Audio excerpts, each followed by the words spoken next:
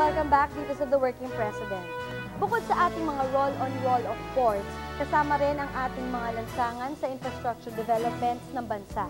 Ating bisitahin ang Eastern Samar para alamin ang estado ng mga proyektong pangkalsada dyan na tutulong naman sa turismo.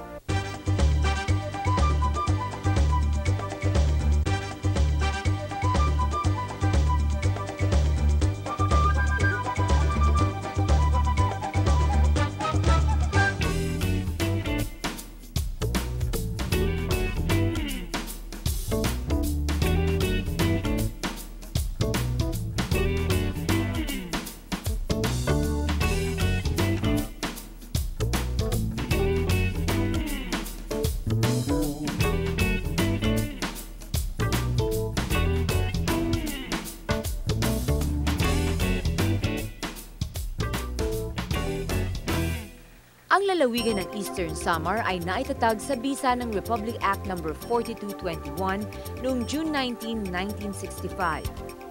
Hinati nito ang malaking isla ng Samar sa tatlong independent provinces. Ang Northern Samar, Western Samar na ngayon ay tinatawag ng Samar at ang Eastern Samar. Ang Eastern Samar ay binubuo ng 22 munisipyo at isang syudad. Borongan ang sentrong pamahalaan ng Eastern Samar. Malaki ang naging papel ng Eastern Samar sa kasaysayan ng bansa. Sa isla ng Homonhon, unang tumapak si Ferdinand Magellan noong March 16, 1521 upang muling tuklasin ang Pilipinas sa pandaigdigang mapa. Kasabay ng mga kasaysayang ito, ang patuloy na pagpupunyagi ng Panguluhang Arroyo na alisin sa hanay ng mga mahihirap na lalawigan ang buong Eastern Samar sa pamamagitan ng mga programang pambayan na hatid ng Panguluhan. Isa na dito ang patuloy na pagsasaayos ng pambansang lansangan mula Tacloban City patungo sa mga bayan ng Eastern Samar. Ito yung tinatawag nating Samar South Coastal Road, ano?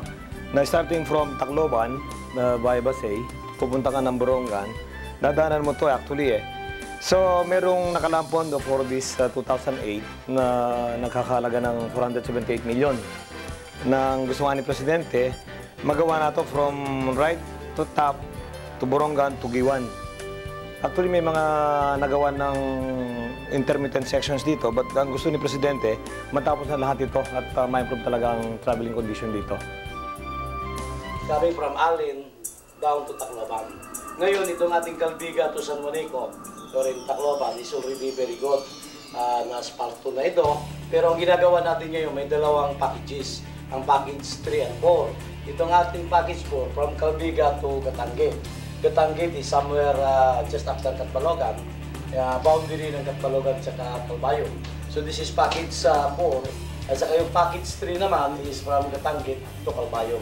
Ito ngayon napakaganda na dahil it's more than 50% na accomplishment, 57 na, 57% accomplished. Na pinaanan namin kahapon, ang like before na ito talaga ang battle cry ng mga tao. It is really their sentiment na talagang mabigyan ng pansin. Pero nang dumaan kami the other day with UC Quiabot and Director Juanio, itong portion na ito is asphalted na majority, so 57% na na-accomplished.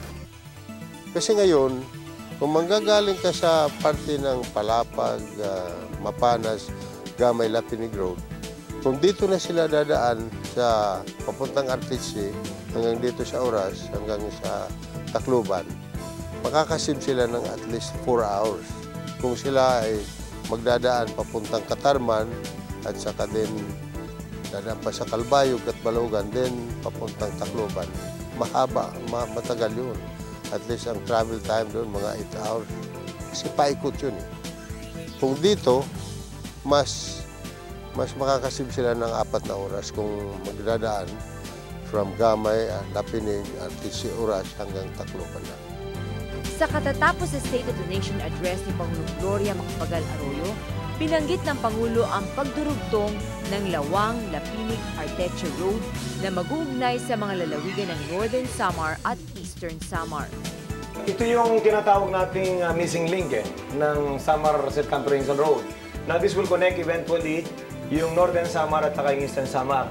Ito yung tinatawag nating Palapag, Mapanas, Gamay, Lapinig, Arteche, na kasama na rin San Policarpo Road. Napuntahan namin to hanggang Lapinig at full blast ang ongoing project dito. At ang target natin dito is ma-open lahat itong section na to at maging all-weather roads. Sa portion ng Lapinig hanggang Palapag, merong 80 million dito. At somehow magiging magandang condition dito kasi it will involve concreting. Dito sa parte ng Palapag, Mapanas at saka Gamay Lapinig section na to. Sa parte ng Arteche at saka San Policarpo, marami na rin concrete sections dito pero meron din sections na funded na rin. Itong 2008 ito para maging all-weather road na rin ito. At napunta kami sa Arteche, nakausap natin ng mayor doon at tuwan-tuwa sila dito sa programang binigay ng Presidente para sa missing link na to, yung Circumferential Road.